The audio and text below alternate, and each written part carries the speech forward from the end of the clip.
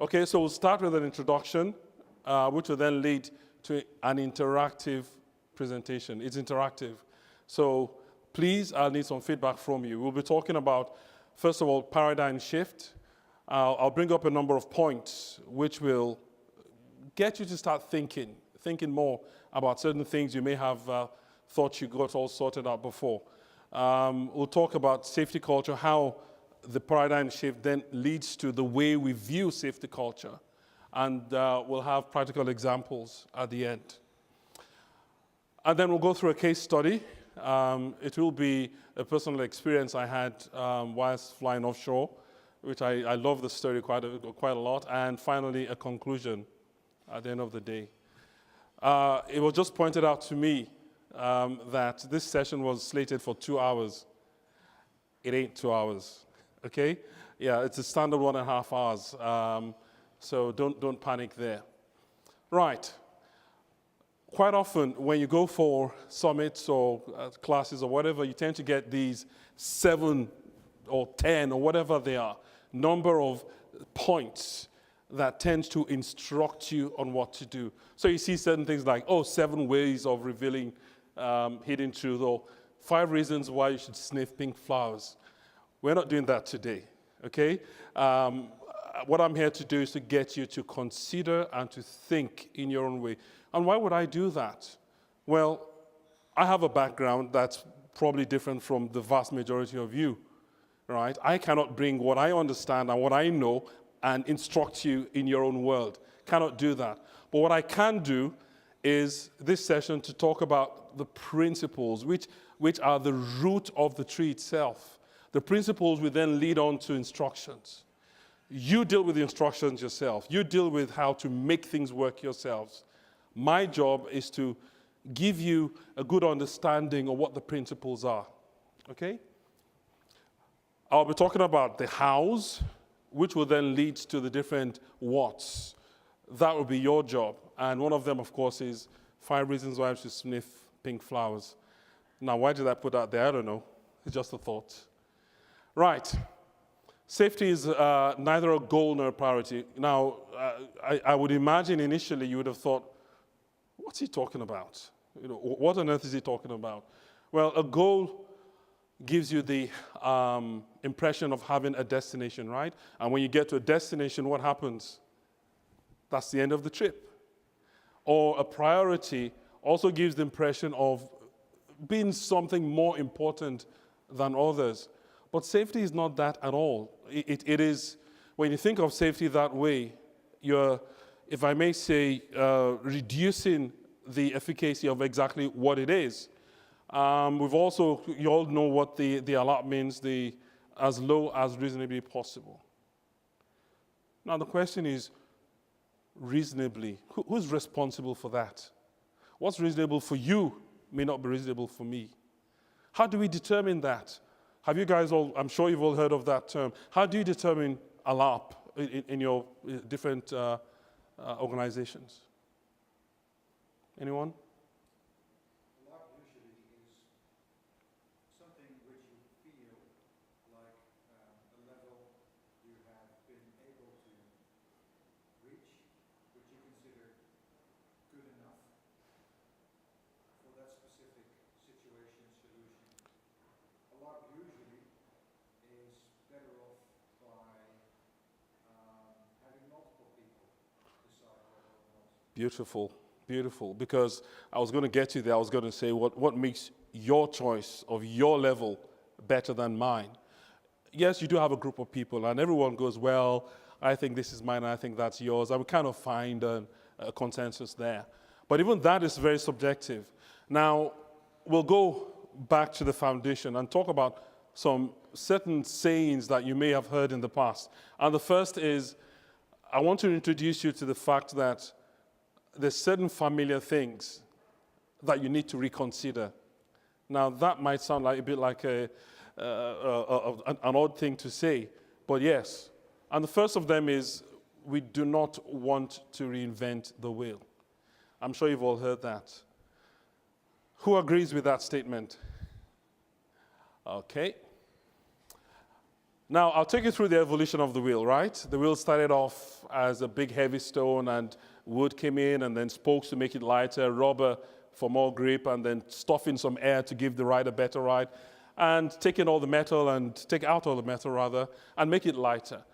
But hey, guess what? It's still the same wheel, and it still carries on with the same problem.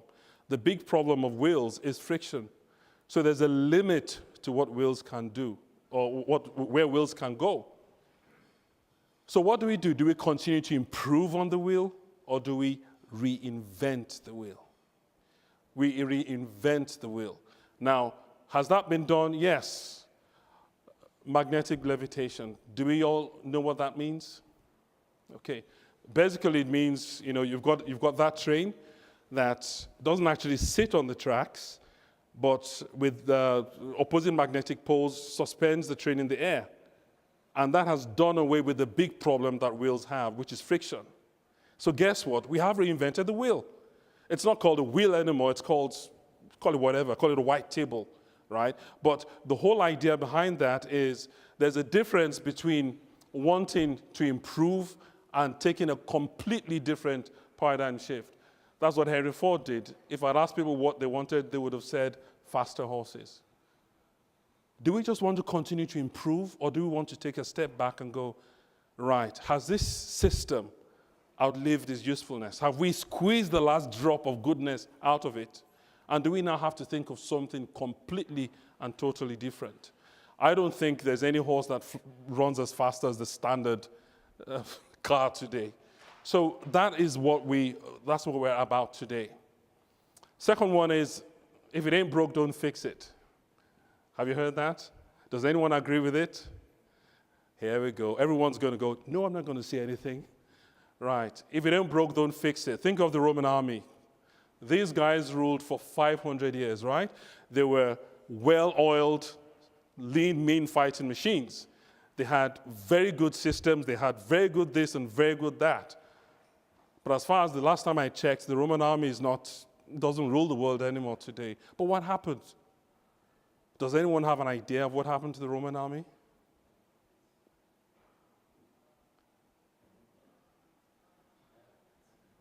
Say again? Yeah, but they had a system which was good, and they had a system which worked. And guess what? The major downfall was this. They over-relied on tried and tested methods. Oh, it's always worked. It's always worked well. Why should we change it? Well, guess what? Eventually, your enemy is going to begin to kind of source how your system works. And eventually, your system is going to go out of fashion. So there are times where we have to fix it though it hasn't broke, if I can say that. Because at some point in time in the future, guess what? The world changes all the time. As you'll see as we go further down during the course, the world changes, and you have to change with the world. Otherwise, you get left behind, and you become irrelevant. Another point is that solutions are not always so obvious. Whenever people say things like, oh yeah, obviously, George, that, blah, blah, blah, that kind of gives me the shivers. Obviously, nothing is ever so obvious. Have a look at this picture. You have a look at the left-hand side, 1 and 2. If you were the council chairman of the local, whatever it is, and you're tasked to fix that problem, what would you do? Put a rail on the other side. Why? Why would you do that? We're not down over there yet. Hey, why not fix it? Why not just patch it up? I love that. That's a very good consideration. Any other ideas? He would put a rail on the other side, but I'm so used to coming around from here and going around up there. Why would I go across and go up the other side?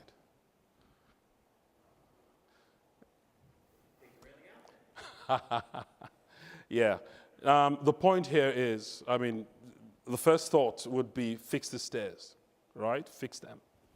But there's a story of a factory somewhere in the UK where a pretty old factory, and over the years, the stairs had worn out exactly like that. And there were no reported accidents, or there were no accidents, okay? And they had a new CEO who turns up and says, oh, that's dangerous. That's dangerous. Fix it. What do you think happened? Everyone started falling over. And why did that happen? Or why do you think that happened? It was outside the norm. It was outside the norm. The norm was, I mean, it's all about motor functions, right? You step up, when you go up steps, you take the first 2 or 3, and you stop looking down, and then you look up, because then your brain has registered the different heights, okay? Now, when you work in a place like this, like that factory, your brain has registered that, okay, this is higher than that and that. So when you think you're fixing a problem, you could actually be creating a bigger problem. So everything you think may be so obvious may not quite be so obvious. Okay, these are little points that are going to help us as we go through the course. And finally, more doesn't always mean better. My background is in aviation, and I'm very sorry to report, we do that a lot. Someone does something wrong, retrain. That beautiful word. Retrain him or fire him. That is not always the case. If I draw a graph of number of incidents or accidents over the number of regulations, how would you expect the graph to look like? As in, would you expect the accident rates to decrease as you have more rules? That's what people tend to assume, that the more rules I have, the less accidents I have. Yes, sir. Beautiful. Why would he do that? He did that. Well, because it's an upside down lift over driving, so it's typical in our business. Yeah. But the reason is because people start to ignore them, they become unowners, they forget them. I mean, it just becomes overwhelming, so they end up doing their own thing. And that's the word. It becomes overwhelming. So, of course, you don't want to have no rules at all. Although I say that very loosely, because there are certain instances where no rules actually made the situation safe. But you want to have some rules to create some order, but then it gets to a point where you have to have an optimum level of control. Because if you go beyond that, what was the word used again, sir? It becomes overwhelming. It becomes overwhelming. And that actually begins to reintroduce danger into the system when you operate on that side of the graph. And that's exactly what happened to Swiss Air Flight 111. For those not familiar with it, Swiss Air had a culture of following the rules to the last letter. You will follow the emergency checklist as written, exactly as written. And the flight, it was the MD-11, took off from, I think it was Newark, somewhere near New York or somewhere, on the way back to Switzerland. And when it was offshore Newfoundland, they had a cockpit fire. Now, the Swiss Air cockpit fire procedures, right, is reputed to have taken 35 minutes to complete. The guys did a good job. They followed the checklist, but they all died. But they did follow the checklist. Now, that was a very big smack in the backside for those in the aviation world. That is not just about following the checklist. Because there are times, and I'll say this, there are times you can be legal and yet unsafe. Does anyone dispute that statement I just made? There are times you can be legal and yet unsafe. There are times you have to break the rules. Now, please don't go back saying George Santos says break the rules. No, I'm not saying that. What I am saying is, say, I don't know, your wife is in labor and the baby's head is half out and it's 3 o'clock in the morning and you're in a 40-mile-an-hour zone. Don't tell me you're going to drive at 40 miles an hour to the hospital. You won't, So that's exactly what we're talking about. When it comes to number of rules, number of, what your company procedures are, et cetera, there is a maximum amount of control that you can put into the system to maintain safety. There are times you may have to reduce the number of rules you have to make the system safer or rewrite them. Now, safety is never, what exactly is safety? What does it mean? What exactly does it mean? Can you have a look at this onboard card? It's not a real one, okay? But for those, can you all see it at the back? The lettering is pretty small. Can you just read through?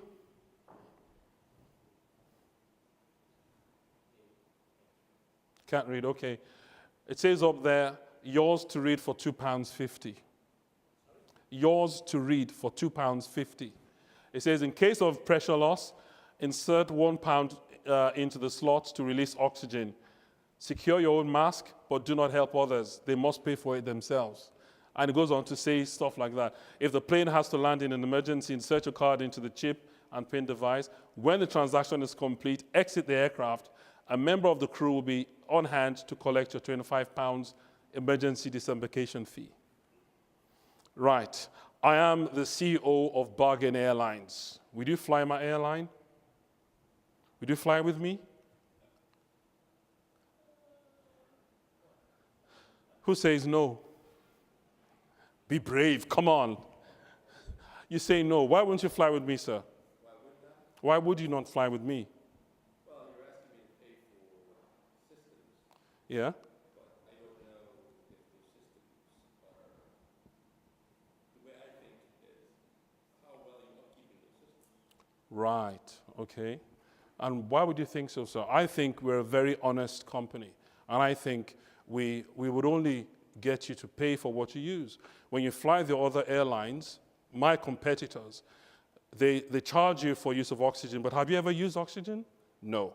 Have you ever been refunded the cost of your ticket for oxygen? No. You never used the oxygen, you've never used life jackets and stuff. So I think that's wrong. And I think we're very honest. In our culture, you only pay for what you use. So why wouldn't you fly with me?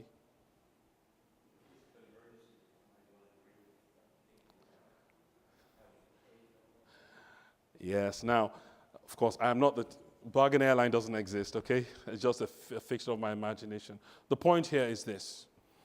There's certain ways in which we think. And when we see things that are out of the norm, or what we consider the norm, we immediately reject it because it doesn't seem right. But I'm not saying, I wouldn't fly Bargain Airlines either, okay? But there's absolutely nothing wrong with that.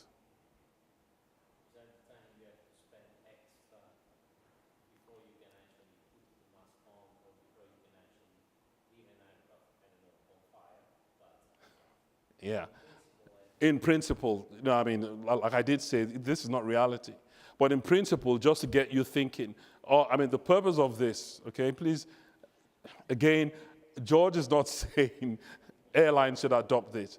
But it's just to illustrate the fact that there are times we are so set in our ways, and we tend not to look laterally.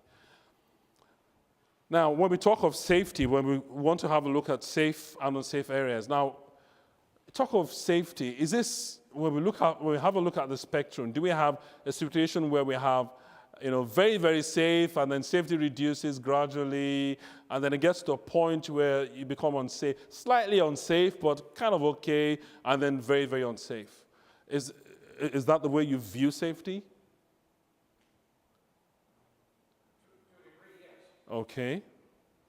Right. So, Systems are designed with a certain amount of redundancy and robustness. yeah. And I have when I teach, I have a view of a safety centered in a wider line. Operations are never always in that center circle. They go out and they come in, and they go out and they come in, and around a circle. So every once in a while, they may actually exit that unsafe line. Very good. Yes. Depending on the day and the week and who worked on the airplane yesterday. Okay. So what you're saying, yes, thank you very much. And what you're saying is that we have an area where we'd all like to be there all the time, but that's not practical because of that, okay? So we call an area, a certain area where we say we have acceptable risks. In other words, it's not perfect, but we kind of accept it because of the situation we find ourselves. Now, is this area on the left or is it on the right? It's not a trick question, it's just to get you to think. Do we ever have a situation where we feel, well, it's not really safe, but hey, you know, it's acceptable? Do we ever have that? All the time. Can you give an example? Showed this here before. You know, people might say, well, this is the way I've always done it, I've never fell. Yeah. everything's fine. Yeah. A good example is in Texas. All I was gonna say, that you define your own risk and you define what's acceptable to you. Whether you actually think through the consequences or not, you're still. Beautiful, because there's a slide coming after that that would address that. One thing, I don't know how many Texans we have here, but one thing I cannot understand is how it is legal to ride a bike without a helmet. It's legal in Texas, and I thought, how could that be? It's surely not safe, but that's me, and that's because that's what I am used to. You understand? So can I impose my own system, my own beliefs, my own life on someone else? That's a good question to ask. And that's where alarm comes into it. Where is it? Where does it sit? There, or does it keep moving up and down? Because all these things are very subjective. And that's why it's difficult when it comes to safety to if I may say, to put a definitive set of rules that this thou shalt. There's a way to do that, but we'll cover that later. Another way of looking at safety, which some systems operate, is either green or red, simple.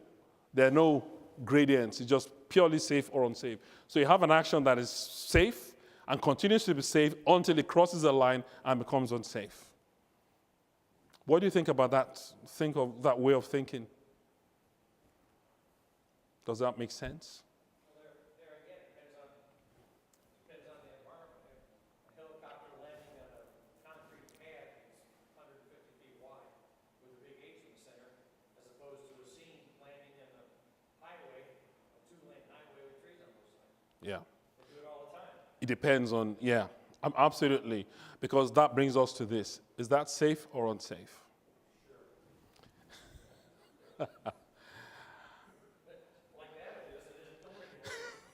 Well, you know what I mean. that is a school, well, I don't know what to call it, a school minibus or whatever. But would you consider that safe or unsafe? Did you say somewhere? Well, to these guys, it is safe. Because that is the best they can afford. They have they've considered a number of things. But that's the best we can do. So we have to accept that level of safety. Acceptable level of risk. Correct. And that's where this thing called cultural competence comes into it.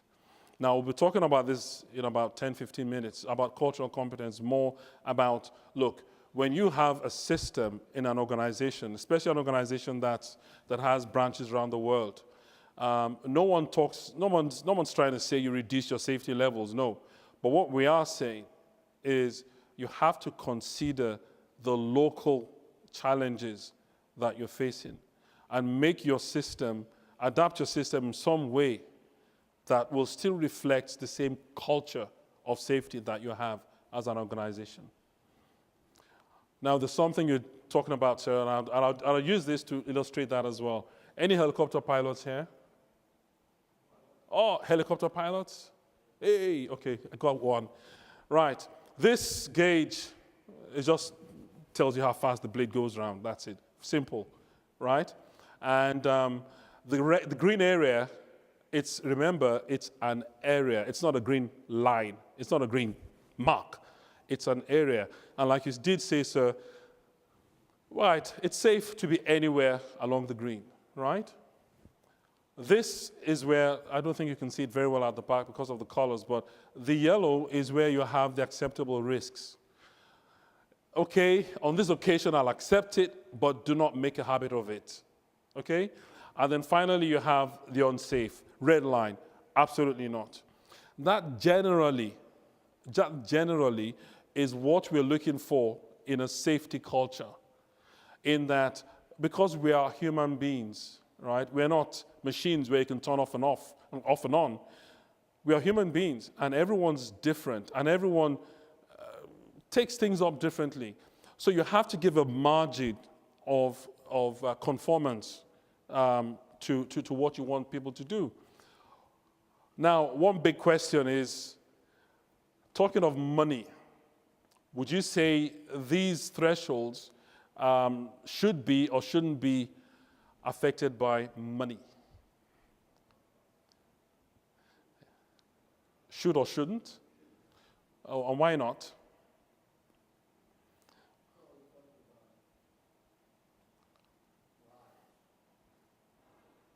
Okay, we're talking about lives, but in reality, are these thresholds, and I'm not talking about a helicopter now, I just use that as an illustration, right? So, but in yeah. Sorry, you example you made earlier about the minibus for Yeah. you just said that's what they can afford. So actually, those thresholds are Yeah. influenced by the amount of money. Yeah. In reality, thank you very much. And in reality, that's where ALAP comes in, right? In reality, it is affected. And the sad thing is, there ain't nothing we can do about it. What we can do is to ensure that our safety systems still reflect the essence of what we're trying to do. Because the reality is, if you put in all your money into safety and nothing into revenue, what happens to the company? And then safety is solved, right? So just to demonstrate that, organizations, the bottom line is organizations are set up to make money, and that's it. You know, Coke, you know, those that make tables, chairs, doesn't matter what it is. The bottom line is you want to make money. Now, there are two things, especially in this environment, where you need to ensure, keep going to continue to make money. And one is revenue and the other is safety. What would you say is more important, revenue or safety? What does that mean? Balance. And why? But I thought safety was the most important thing. No, as you pointed out, if you bought a bunch of airplanes, I'm from the airline world, bought a bunch of airplanes, well, the safety department says in the first paragraph of the safety manual that in order to have a completely safe operation, we will never move the airplanes. Yeah, exactly. Exactly. So you have to have a balance, and that's where you put the term acceptable level of safety. Absolutely, absolutely. And the way I describe it is just to think of it like this. You have revenue and safety holding up the company. Now, if you're the kind of a person who goes, no, we have to be absolutely safe. Pilots are like that. You know, pilots love all the bells and whistles. You know, you want everything to be spick and span. But excuse me, you work in a company that's set up to make money. And if they don't make money, guess what? You're out of the job. So, and the whole company goes bust. So if all you think about is revenue and you say, yeah, not interested, I just want everything to be safe, that's what happens to the organization. It falls over. So there is a limit. You know, I like what you did. Can I copy that, please? That there is a limit to the way things go when we talk about money. Now, there's also something that's come into the world today, and that's automation, as you all know. It's not just automation as in terms of the autopilot, but it's the way we live our lives. These days, as you know, automation is everywhere. Banking system, aircraft, everywhere. At home, it's everywhere. Now, what is the main purpose of automation? What would you say? Reduce the number of things we have either to do or think about when we want to do something. Do you think so? Yeah. Okay. Anyone else? He says to reduce the amount of stuff we have to do and to think about. Right? Okay. Okay.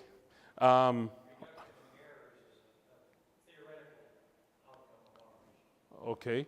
So if that's the case, what has the effect of automation been on our lives today? And I'll use the example of an airline cockpit. In the past, in the 1960s, you'd have a pilot and a co-pilot. You have a navigator. Navigator basically is the guy who has all the maps and tells the pilot where to go. The flight engineer basically looks after the aircraft. Okay? So the pilots, the sole job they had was to fly the aircraft. Okay? Then, in 2018, as we have today, Mr. Navigator doesn't exist anymore. He's now become a machine. It's called a flight management system, right? Punch and punch and punch. And the aircraft does exactly what the navigator used to do. Doesn't get a salary, doesn't need a pension. doesn't fall sick, doesn't have moods. All I have to do is just pay it once, buy it, and that's it. What happened to Mr. Flight Engineer? It's also gone forward. It's now the flight systems of the aircraft. Now, you did say a few minutes ago that it reduces the stuff that we have to think about. In the past, you had the pilots thinking solely about flying. Who manages this now? Who does the job of the navigator? The pilots. And who does the job of the flight engineer? The pilots as well. So automation, actually, what it does in all our lives is cramp more into the little space that we have. Your mobile phones, you can do emails and make calls and do this and play games. It has cramped so much into that little space. It hasn't actually reduced the amount of responsibilities you have. It has vastly increased it. And that's one of the things you tell pilots, that, look, don't think automation is going to do it for you. It flies the aircraft perfectly, but you still have to think, still do the thinking for the aircraft. So in the past, you had 4 people in the cockpit. Now you have just 2, or I go in 2 plus X. Now, because the people responsible for making and maintaining those things are kind of related somehow to the crew, but basically you have 2 people now doing the job of 4 people in the past. Now, like all organizations we talked about earlier on, bottom line is always money. And there's nothing wrong with that, because that is why the company was set up in the first place, right? Now, CEOs have gone, well, we've gotten rid of the flight engineer, we've gotten rid of the navigator. Do we really need 2 pilots? Why can't we just get rid of 1 pilot, so we just pay 1 salary? What do you guys have to say about that? Are you aware that's going on right now, by the way? Because I see a few surprised-looking faces. Yes, there's the talk, and serious talk, that some operators are talking to aircraft manufacturers to design single-pilot airliners. What do you have to say again? Why do you need pilots at all? Hey, now that's the next step. Why do you need pilots at all? Do we have the technology today to fly without pilots? We do. Drones. You can sit here and fly an aircraft in wherever, any part of the world. So why do we need pilots? Now, again, it always brings us back to the bottom line. This is where the human factor side of things comes in. Yes, I can decide as the CEO of Bargain Airlines, that I'm going to work with Boeing and to design this pilotless aircraft. Would you fly with me? I don't think people are ready for that today. So that's where that kind of control has come into the system. A few weeks ago, there was a session at the World Economic Forum, and this is what they said. Nearly 60 million extra jobs will be created by 2022. That's what, 4 years' time. Now, the first thing we tend to think about is, hey, the machines are taking over the jobs. What are people going to do? But these guys say, actually, the job requirements are going to increase. What they say is that 75 million jobs will be displaced, yes, but 133 million new jobs will be created. That's a net gain of what, 58 million jobs because of automation. Now, I have not been able to read much about it yet, as deeply as I'd like, to understand how those figures came about. But what I can see is, think about this. 50 years ago, did you have anything called, did you have anyone developing apps? Or people who made mobile phones? Or people who designed mobile phones? Those professions, those jobs didn't exist.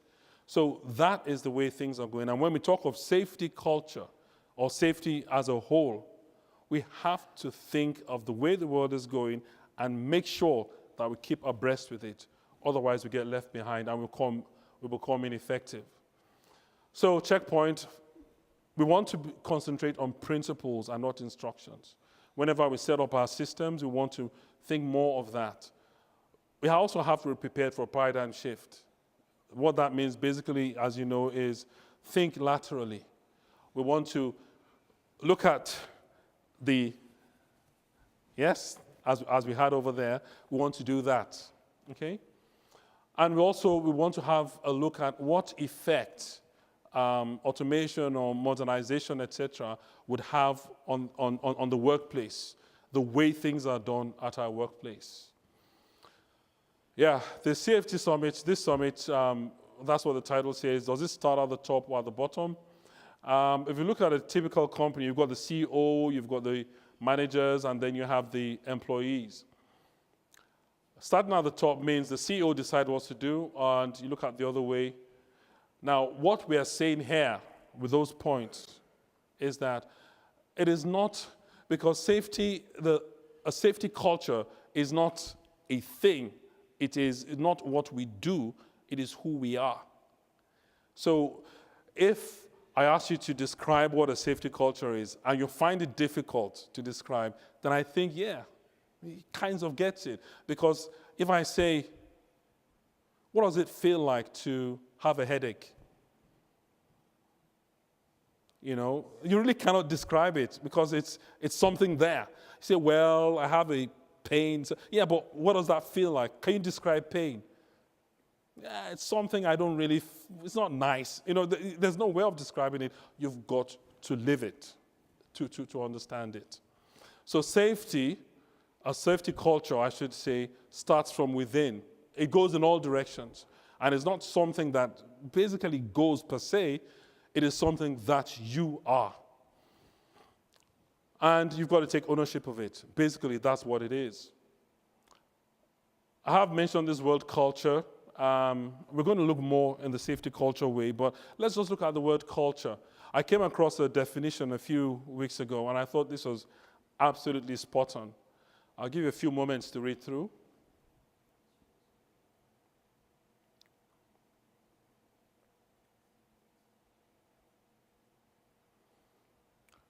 The operative parts are, it's a way of life that is accepted and is passed on from one generation to another. It's a way of life. It's not something you do, it is something you are.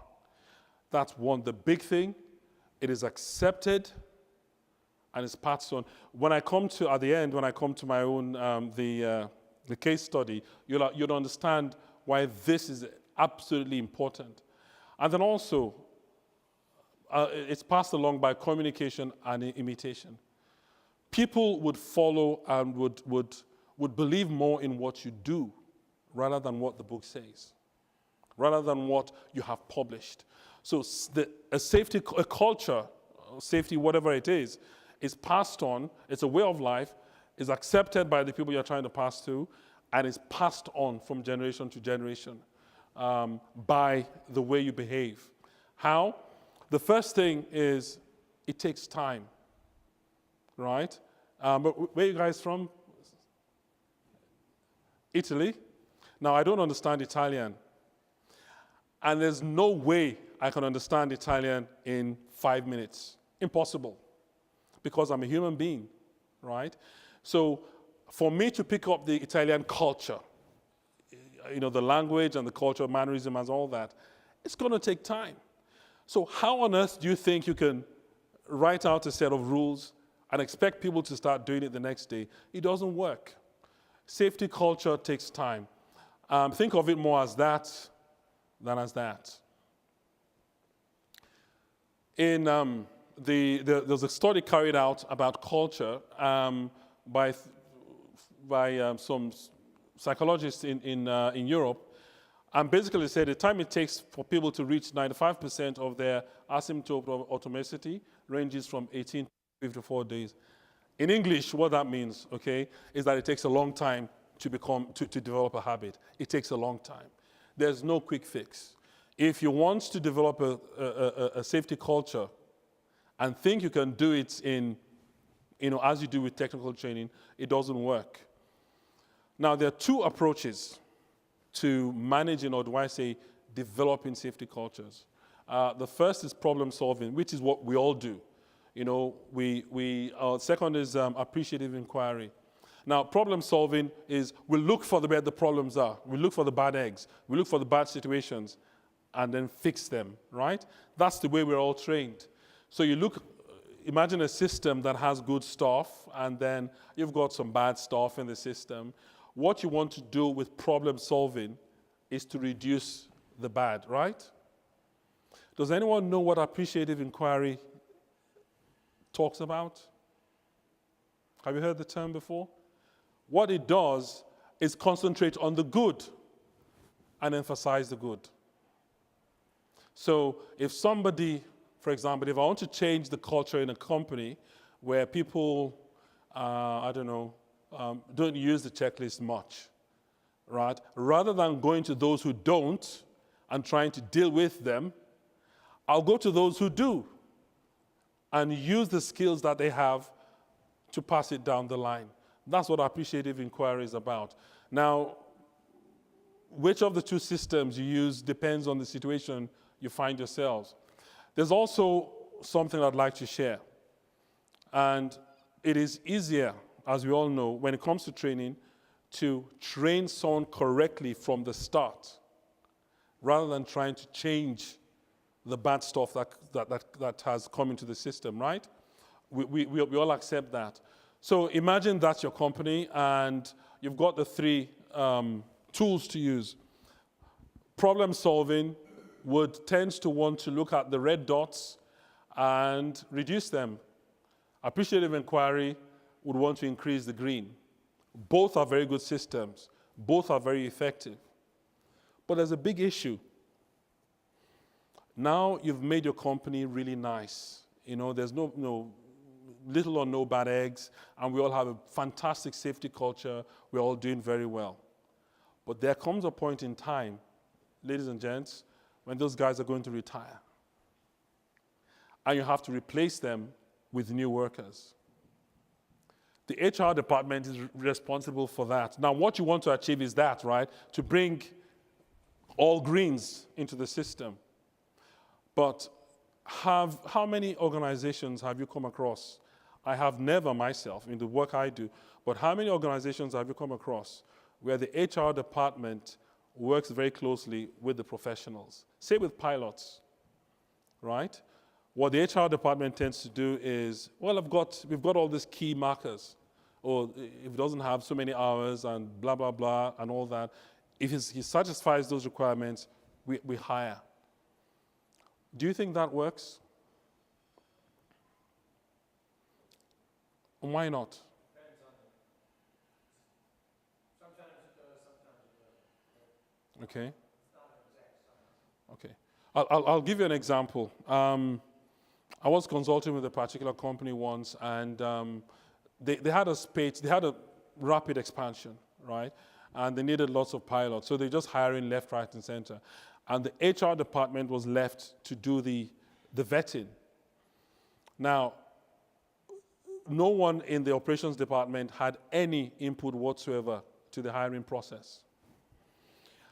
Then there was a guy who had been hired as an experienced commander, a captain, and his credentials, his resume didn't match up with what he was doing on the line. His resume was so good, but he obviously really didn't know what he was doing. And I picked up his CV, right, and I looked at it. And the first thing I noticed that, no, that's impossible. Because this was when the AW139, an aircraft type, had just come out, had just been released to service. And I'd say this company was one of the launch customers. He said he'd flown in the Middle East, and he had 3 years of command experience. How can you have 3 years of command experience in an aircraft that doesn't exist? Now, I was able straight away to say, no, that's fake. Now, the HR department went with what they saw, and the guy was hired. Eventually, he was fired at the end of the day. Now, that was just a complete waste of money. So when we want to replace those who have left with more green dots, one of the most important things to maintain that safety culture is make sure that we vet those who are coming in by people who actually understand what the business is about.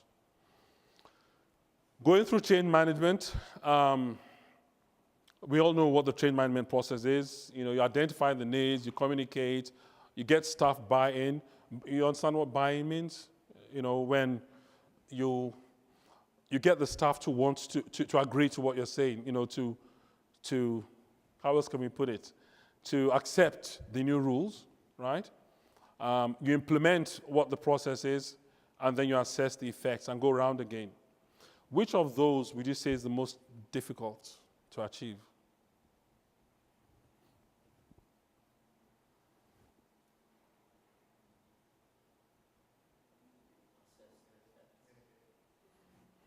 Well, if I communicate, yes, I can come up with a new rule and send out emails and everything, and everybody reads it. So I've sent out the message.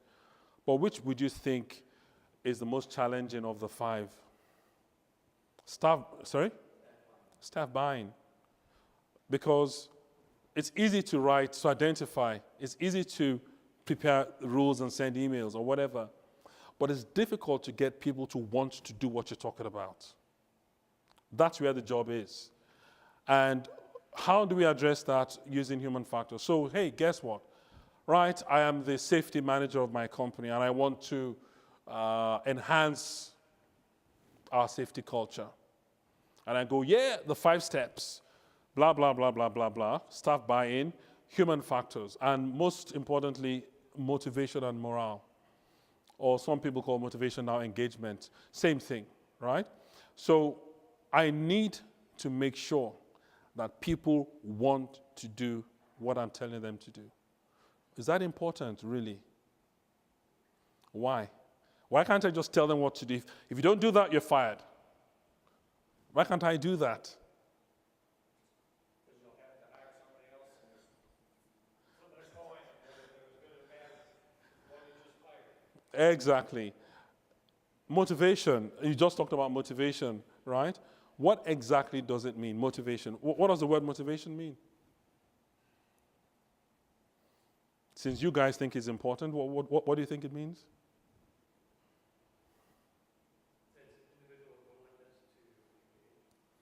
An individual's willingness to engage. So it's about my will, right?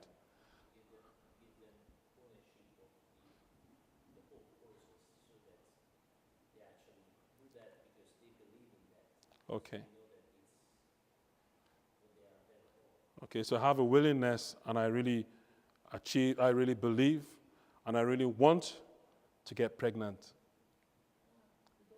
Can I get pregnant? And why do you say that? Why can't I get pregnant?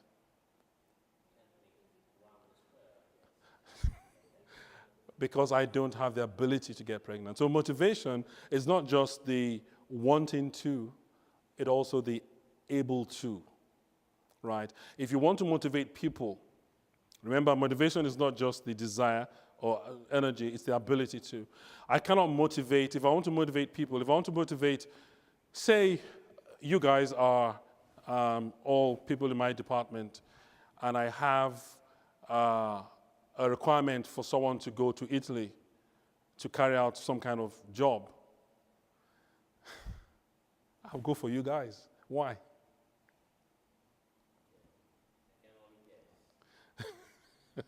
It's obvious, right?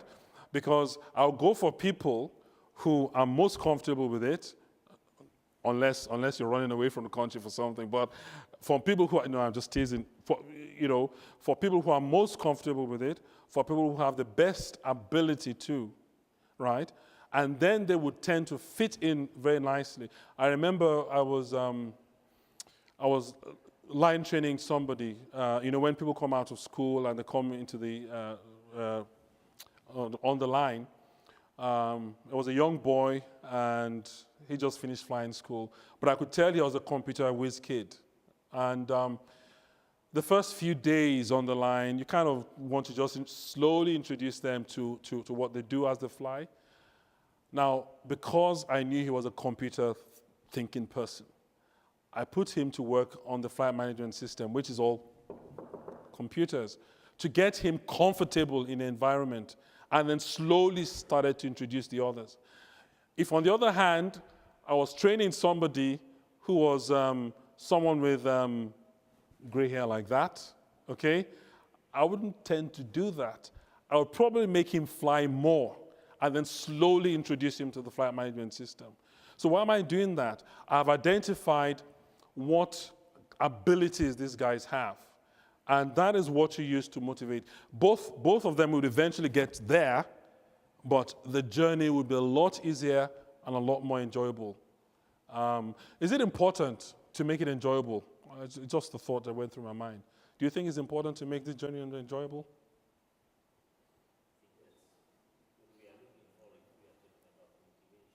Yeah. You may think that that's a very silly question, but I was running a training course somewhere in the UK this many years ago, and we're talking about motivation, and someone came up and says, "Oh, George, that's all rubbish. I don't believe in all that. I get paid a salary, and I don't expect anything more from the company than for me to do my job. I get paid a salary, I do my job, and I don't see any reason why the company should be nice to me or me to be nice to the company." I almost fell out of my boots. I mean, what would you guys say to that guy? What would you say to him? Well, I had to manage that situation. I managed to convince him. So how do we motivate?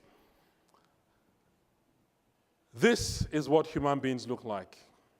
We are complicated, difficult to manage machines, right? The systems we have to operate themselves are very complicated. What you want to do is to reduce, you cannot eliminate, but reduce the amount of complication, right? Whatever rules you want to bring forward, you want to make them as easily understandable as possible. Not to convince yourself that you've written something really technical. What you want to do is, look, it's not about me, it's about them. What do they understand? What do they want? How can I make what I need them to do merge with what they want? If I'm able to achieve that, then I can stand back and watch the system work. Okay?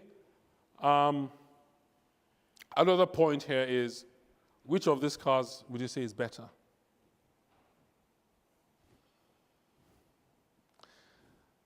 This or that?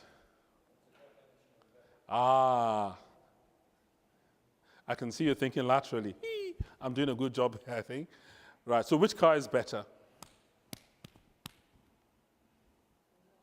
Exactly. And hey guys, that's all what this session is about. To get you to start thinking. For a family of 5, that's absolutely useless. Well, you can take each one on a trip backwards and forwards wherever you're going, but that's not very useful. But if you've just got a new girlfriend, that's what you want.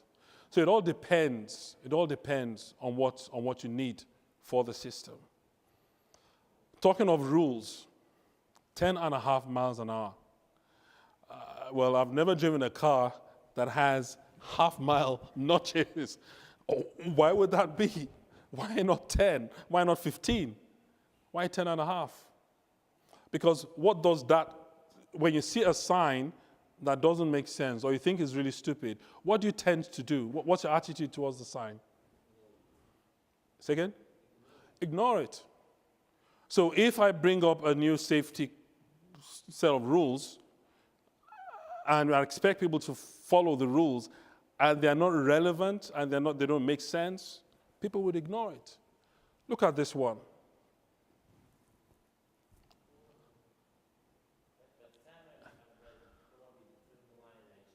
You just passed it. And what if my weight is 65,000 pounds? Do I drive at 37 or 26? So whatever rules you want to bring up, they've got to make sense. And I like what you just said. That's perfect. You don't want to present, people are driving past, right? So they don't have much time to read. So you have to present the information in a way that is relevant to them. Remember we said that a few seconds ago? It has to make sense to them. It is for them, not for me, the regulator, or whatever you want to call me. So how do we motivate? Well, first of all, we have to realize that policies and procedures must be reasonable and relevant to the needs of the individuals. It has to be relevant to them, and it has to be reasonable as well. I'm not sure where you're all from, but does any one of you work with an organization that has international branches around the world? Right. Okay. So I just said international branches around the world. Duh. So you have a set of rules, okay, brought up by like regulatory authority, like if you're in the aviation, like the FAA or CAA or whatever, EASA. And the rules are passed down to your organization, your head office, where you have this new set of rules. Now you have to create rules, procedures to pass these rules to different parts of the world. For local procedures, how would you go about doing it? There are two options here. Would you go for homogeneous procedures? In other words, I would create a checklist or a set of procedures at the headquarters and issue it around the world. Or would I start with the certain goals we want to achieve, right? And send the information of the goal to the different parts of the world and get them to come up with their own procedures that follow the goals. In other words, would I have one book for the company worldwide, or would I have one set of guidelines and several books for the other, for the different countries? What would you say is the better way? Guidelines. Why would you say so? Yeah. Yeah. Yeah. You're absolutely right there. I am aware of two major companies, but they opted for one set of rules for the whole world. Why do you think they did that? Okay, I'll give you an example. I have an example here. In my early flying days, I was flying in Nigeria then, and we had this, the company decided, yes, we want to standardize our procedures around the world, because we were all over the whole world, from Australia to UK to everywhere, Trinidad, everywhere. And there was a standardization training captain who went around, came from the headquarters, and this is what we're going to do. So I was flying with him. We just taken off. Now, Nigeria is temperature. Yes, I like that look. The temperature in Nigeria is, you know what it is. And so I took off, and I said, oh, yeah, after takeoff checks, right. Altimeters, set and cross-check, bugs set, anti-icing. I skipped it and went on to the next one, radar. And he said, stop, stop, stop. That is not the company standard. I went, sorry, what are you talking about? He says, you missed the anti-icing checks. You missed the checks. I said, temperature is plus 32, or that's about late 90s, 90s in Fahrenheit. There's no way we're going to have ice here. He says, no, that's the company standard, and you will do the checks just as everyone does it around the world. I said, okay, right. After takeoff checks, altimeters, blah, blah, blah, bugs set, anti-icing, temperature is plus 32 degrees Celsius, pretty warm, and now icing checks, you look around the screen, frames and wipers and everything. So I did that, and oh yes, and no signs of ice. And he says, well done.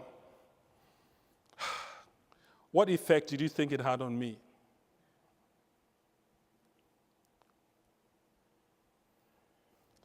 Really, what effect do you think it had on me?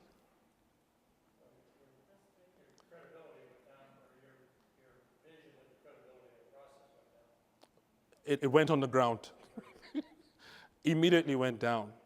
One, it went down. Two, I started to revolt mentally. I went to the passive aggressive.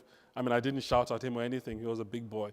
But I went to the passive aggressive, I mean, why are you telling me to do the icing checks? So, oh, yeah, because if you do happen to fly at other bases of the company where you have icing, then you'd know what to do.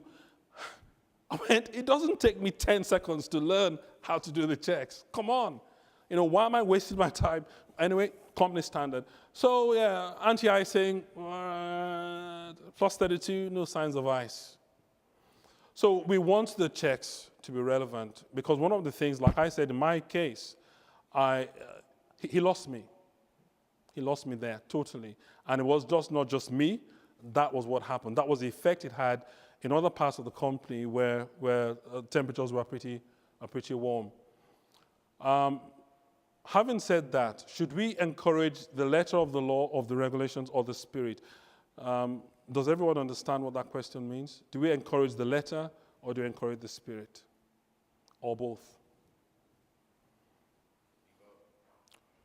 And how does that work? Make sure that your letter contains the spirit. That will be clear to everyone. Yep. Make sure your letter maintains the spirit. Oh, I love that. Another copyright, please. Right. Make sure the letter maintains the spirit. Yes. You cannot break the letter, yeah. But what you're more interested in is flying sense. Oh, sorry. My background is flying. Doing things sensibly. Yes. You may want to, yeah, you always want to obey the law, but there are times you have to break the law to maintain safety. I'm sure we all agree with that. Safety systems could be seen either as passive or active. In other words, like a seatbelt, you know, it doesn't work until it's called upon. So it's just there, right? It's like on standby. Or active, that's something that is always on to prevent an accident. It's the same thing with human behavior, or when we talk of human factors. You could either have enforced compliance with a rule or willful conformance. Does anyone have an idea of what the difference is?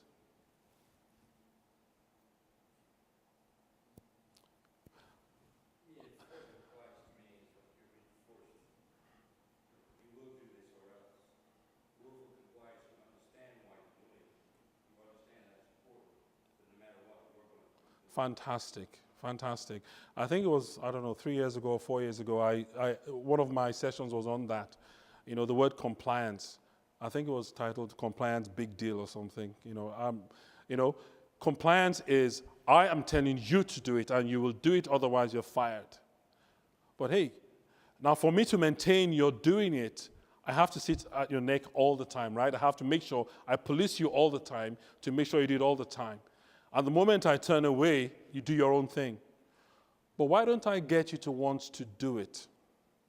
If you want to do it, you would almost always do a good job. And I don't have to police you because it's part of you. It's your culture. And that's what we're trying to get with safety culture. It's not about what I do, it is who I am. And that's the summary of the whole thing.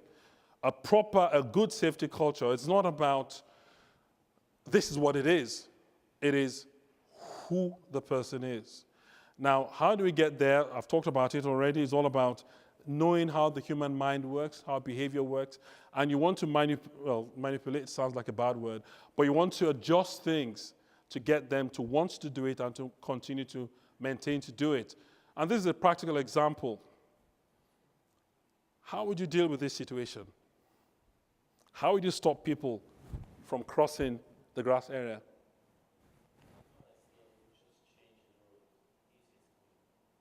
So just keep the middle and make the rest garden. exactly. Now that makes sense. Now you notice that he didn't say put up a sign that says avoid the grass area, because it ain't going to work. Why won't it work?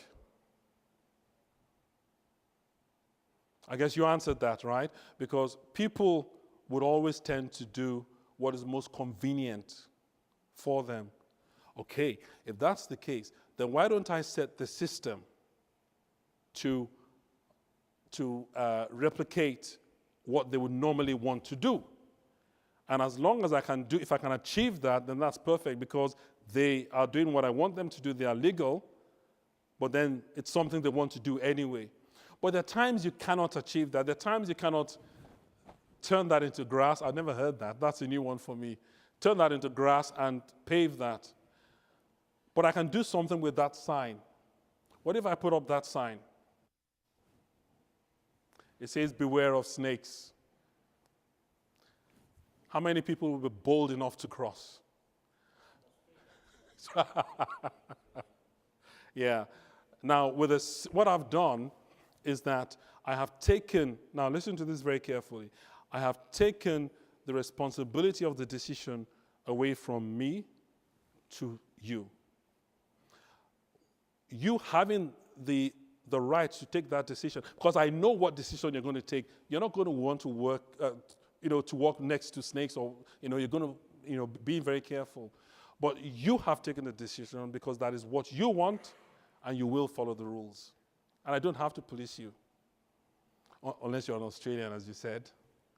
So that's what we want to achieve. I mean, having a look at that, this was in someone's house. I just saw this. I laughed at that. The person says, oh, well, I want people to come from here and walk along there to go, and then from there. Guess what? And that happened. So before you do things like that, same thing in systems, you have to find out what is important for them, what works for them.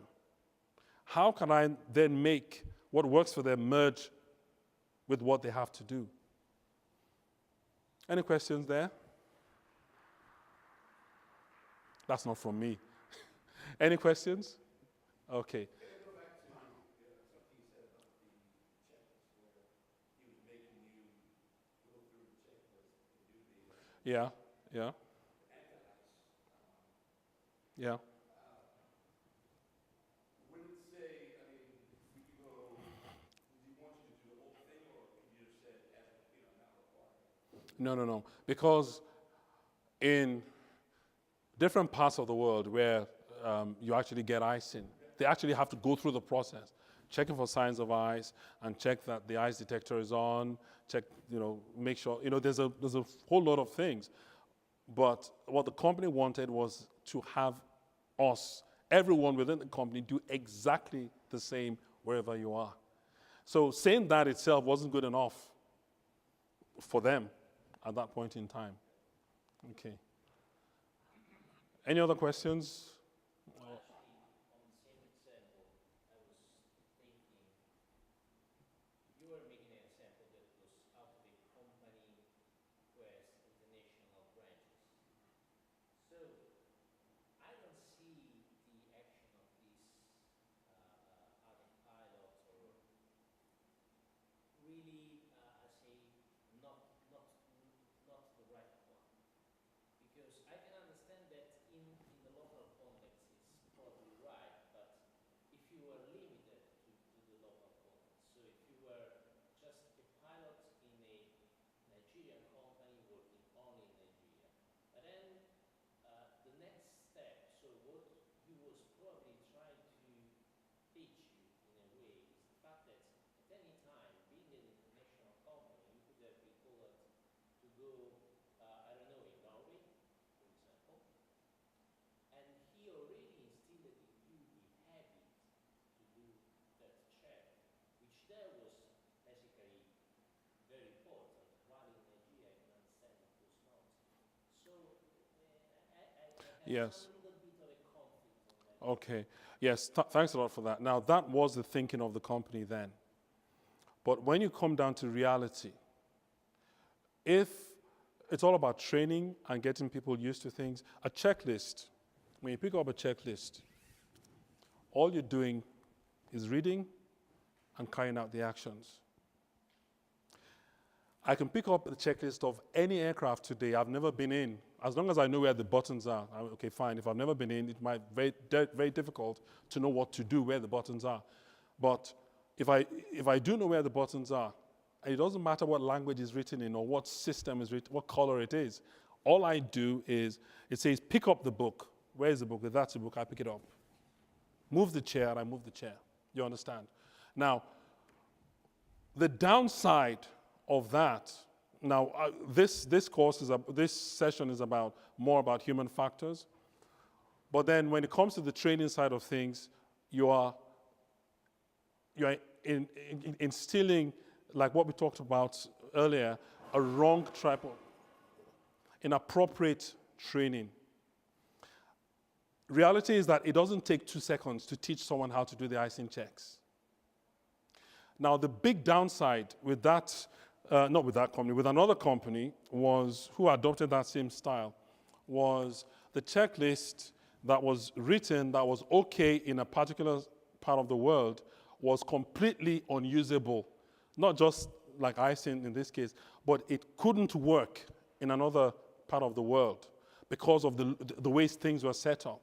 If you followed the checklist, it just couldn't fly. So people never followed the checklist. That in itself brought in a lot more danger than that. Now, there's no system that's 100% correct. But what you have just pointed out is easily dealt with, very easily dealt with in the training environment because people just read it. Okay. So just to quickly go over that, safety is a culture, it's not an event. We've talked about that. It is not a priority. It is what we are made up of. It has to be innate. It has to be an innate attribute. We also talked about the fact that culture is always dynamic. We cannot say we've got safety culture sorted out today and think we can remain with the same system forever. It doesn't work. Also remember that it takes time. Policies should be relevant. And I guess that also addresses your point, sir. It has to be relevant. It has to be relevant to them for several reasons, which we really cannot go too deeply into right now. Okay. Oh, sorry.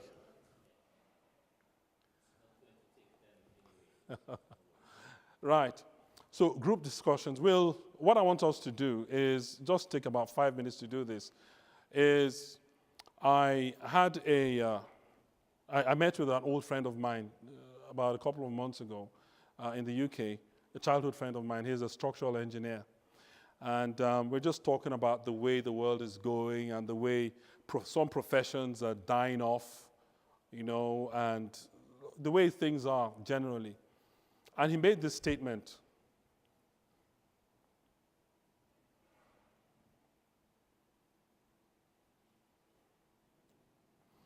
Why should I hire expensive guys when I can hire the cheaper guys who can do the job but then have access to the experience? Do you understand that? Basically, why do I have to hire someone who has 20 years experience when I can hire someone who can actually do the job with 5 years experience, pay him a lot less? And if he does come to a problem where he needs experience, the benefit of experience, he can give the other guy a call. So I'd like you, sir, would you like to join him at this table to discuss that? I'd like you to just have a short discussion, 5 minutes. First of all, do you agree with what he said? Do you agree with that reasoning? And if you do, is it something you'd like to adopt in your organization? So, just a few minutes. Do you agree with that? And if you do, what would you do?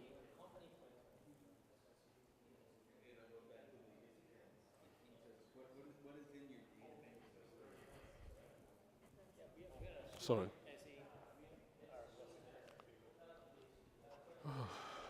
Yeah, thanks. I need a break. It's pretty warm here. I can't believe I got nervous. I mean, I've done this. I have colonels and generals and everything. It happens. Yeah, it happens. Yeah. I haven't done it in a long time, but I'm like, oh well. It's still fun.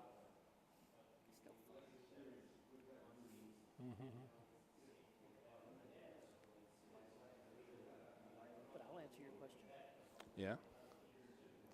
If you're the guy with 5 years experience, he will agree with that. Mm-hmm. But if you're the guy running the company, I don't think he would, because there's, like even in the records department where I'm at, experienced people will see the subtle things that can take you out of compliance that a guy with very little experience will miss. Yeah. Yep. These things are just.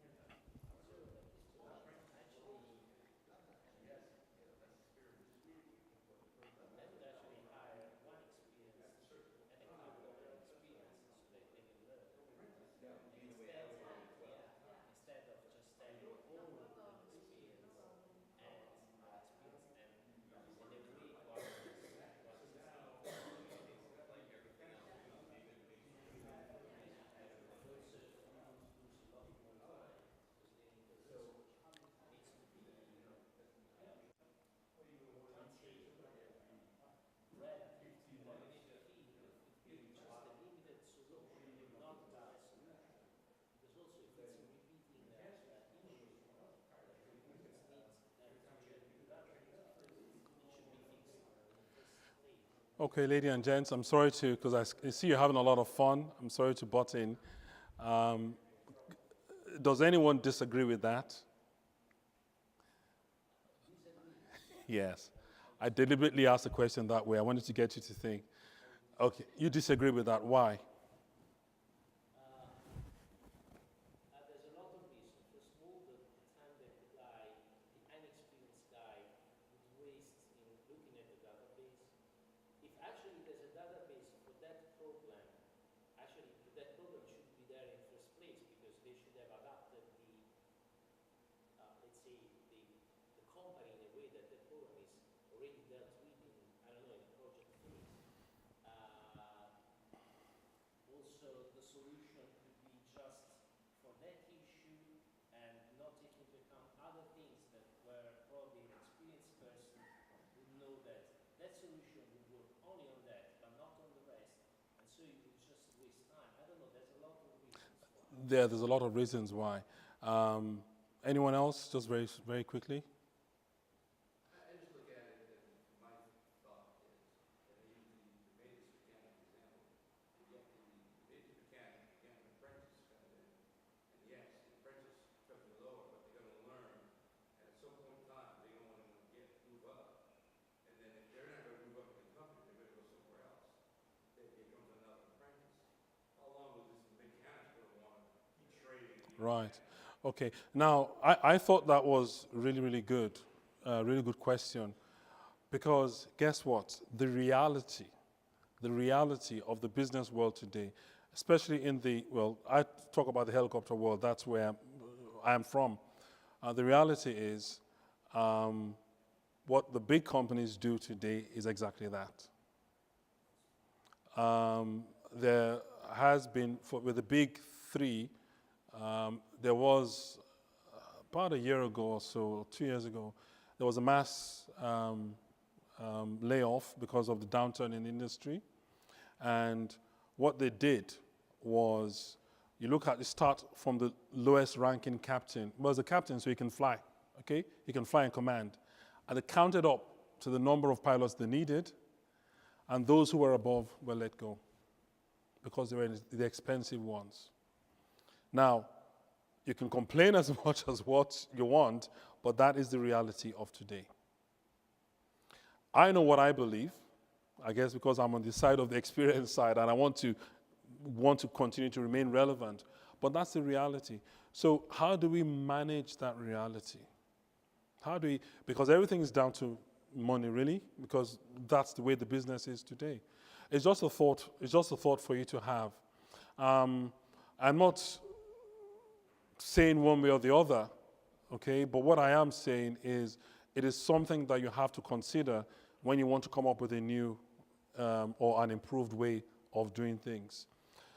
Right, in conclusion, safety is an innate culture. We've talked about that over and over again. It is within, it's something that we have to develop within.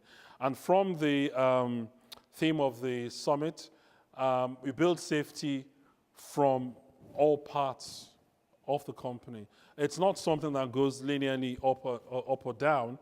It's something that goes in every direction. Why? Because it starts from every direction. It belongs to everybody. Remember also, we talked about the principles are the ones, we start from principles, and from principles, we then develop instructions. We don't just think of instructions. We don't just think of wanting the leaves to look green. We have to realize that the leaves are green because of very good soil and very good roots. And it's the same thing with policies as well. The policies have to be relevant, they have to make sense, etc., and then you would have very good rules, and then people would behave well in the company. This takes us to what you call technical and non-technical solutions. If we go back to, just very quickly, if we go back to the how to develop safety cultures, we talked about the staff buy-in, which is the human side of things. And we talked about human factors being, or human behavior, motivation and morale, being the foundation of what we have to look after. With a well-motivated workforce who are appropriately trained, with icing checks. Okay? That was for your benefit. Appropriately trained, then we end up getting a very good safety culture. But it takes time. You just always remember that. It's not a quick fix. Remember, what we want is who I am. We want willful conformance. We want to get people to want to do the right thing. And when they do that, we have to police them less. We spend less money on correcting things, on checking things, because they naturally would do the right thing. And I'll just wrap up with my personal example, the case study. And this is about the difference between a company that spent more time on enforced compliance, as in you will do it, and everyone did it, but they didn't really believe in it. We were tasked to fly some company managers of the clients, the big boys, fly them offshore for a shutdown offshore. They're going to have a meeting or something. So we went out in the morning, we shut down, the guys got out, and now with the helicopters, the blades are pretty flexible, they flap quite a bit when not turning. And because there was going to be heavy weather going through, strong winds, you have to tie down the blades to either to the deck or to the frame of the aircraft. And of course, because the blades are pretty high, we always had ladders, step ladders. So I brought out the step ladders, I went and I set it up, and I went with the hook to climb the step ladder to hook the blade down, So I'd only gone about 2 or 3 steps. And this guy just came running out, brought out a red card. It's called a stop card. If you're not familiar with it, in the oil and gas environment, you have the stop card. Once someone gives you the red card, you have to stop what you're doing. So stop. I mean, what's wrong? He says, though, you don't have the proper PPE. You need company regulations. If you're going to go above, I think he said 3 steps or something, you need the harness, hand heart, this and that. I said, hey, I'm just going to tie this blade down. He says, no, those are the company principles, and you cannot do that. I said, okay, well, if that's the case, I can't leave the aircraft the way it is. So what I'm going to have to do is start up and go back to Aberdeen. And when your guys are ready, give us a call. I will come back for them, because we can't leave the aircraft here. I don't have the harnesses or anything. But the weather is going to get bad. So can you tell your guys, your bosses, your big boys, that there's a likelihood they'd have to spend the night offshore because the weather is going to go really bad and they may not be able to land when we come back? He paused for a few seconds and said, I am just going downstairs to the bathroom and I'll be back in 15 minutes. I said, yes, I understand what you're saying. And off he went. Now, if the guy really believed in safety, if he really, if it was his culture, would he have done that? Why did he do that? Why did he go to the bathroom when I was about to tie down the blades? If he really felt that there was real danger, he wouldn't have left. He would have really stopped me. So it's not enough, when the true test of safety culture in a system, like some people say, oh, it's the way you behave when no one's looking. Yeah, the true test is, do you really believe in this? If you don't, then you're actually wasting your time. You're wasting resources and you're wasting your time. How do we achieve that? Well, I did say I'm not going to talk about 7 ways to strip this or 5 ways to sniff flowers, but I think it's a good thing just to run through some points in concluding. To create a safety culture, we want to think more of the principles rather than the instructions. Be prepared for a paradigm shift. We want to properly manage that money issue. Right? You cannot say, well, it's all safety, or you cannot say, oh, it's all money. There has to be a balance, right? understand the workplace dynamics and how it changes, because it always changes. You want to train correctly from the onset, okay? Realize that culture change takes time. That's always the difficult part for the CEOs, because they want instant answers. But there's certain things that I dare you to prepare your Thanksgiving turkey in 5 minutes. It don't work. It has to take time. It has to take its time. You want to make effective use of appreciative inquiry. Remember, it's about looking for what's good and celebrating it, trying to spread it around the company, rather than just concentrating on the bad stuff and trying to get rid of it. And finally, procedures must be reasonable and they must be relevant. They must be relevant to what the guy is doing for several reasons.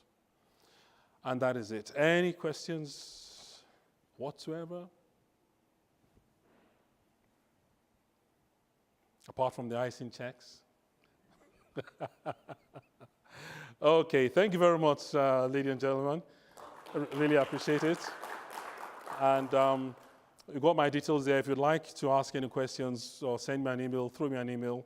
And it's always good to discuss these things. I mean, my desire, my goal is to see people think more in terms, or to consider more in terms of how the human mind works, the behavior, rather than just trying to be very dogmatic in what they do with the rules. Thank you very much.